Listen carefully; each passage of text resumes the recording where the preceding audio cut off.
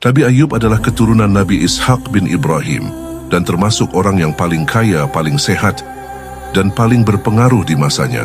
Allah memberinya harta yang melimpah, tanah yang subur, binatang ternak yang banyak,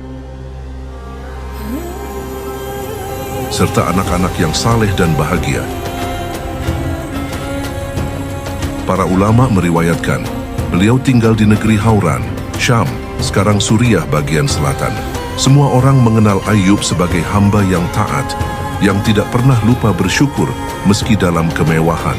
Namun Allah berkehendak untuk menguji hamba pilihannya. Sebuah ujian besar turun dari langit, bukan untuk menghina, tetapi untuk meninggikan derajatnya di sisi Allah.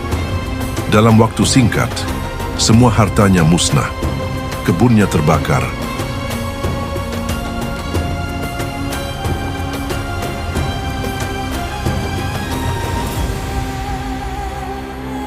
ternaknya mati.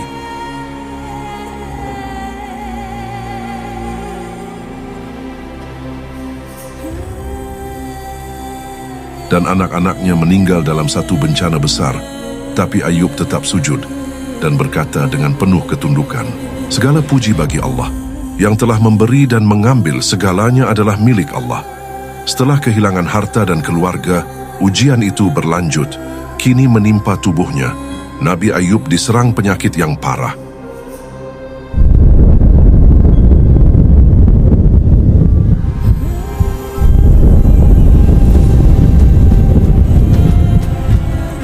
Dari ujung kepala hingga kakinya, tubuh beliau penuh luka dan nanah.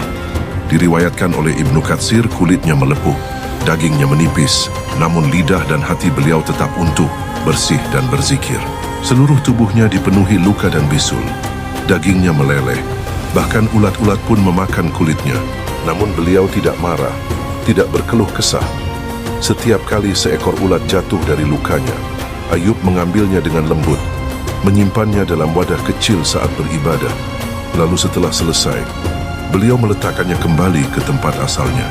Dengan suara lirih, ia berbisik, "Wahai makhluk Allah, kembalilah ke tempatmu, karena engkau juga diciptakan oleh Tuhan yang sama." Selama bertahun-tahun beliau berbaring dalam penderitaan. Orang-orang menjauh, bahkan keluarga dan kerabat pun takut mendekat.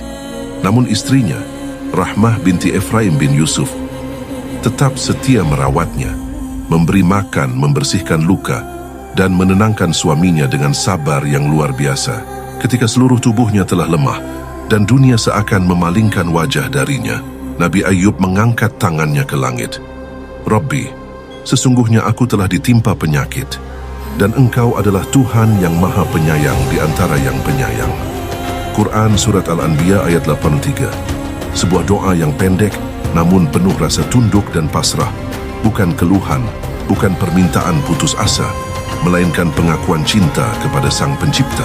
Malaikat di langit tertegun melihat kesabarannya, dan bumi bersaksi atas keteguhan hatinya. Hingga akhirnya Allah berfirman, "Kami dapati Ayub seorang yang sabar, sebaik-baik hamba.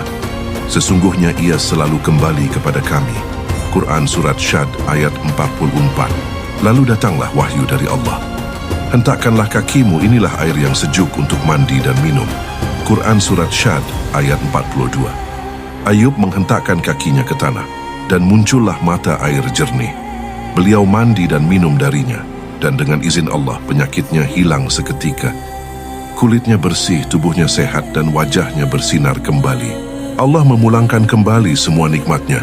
Anak-anaknya dihidupkan kembali, atau diganti dengan yang lebih baik. Hartanya dilipat gandakan 2 kali lipat. Kami kembalikan keluarganya kepadanya, dan kami lipat gandakan mereka. Quran Surat Syad ayat 43. Dan Allah jadikan kisah Ayub sebagai simbol kesabaran sejati bagi mereka yang diuji oleh sakit, kehilangan, dan kesepian.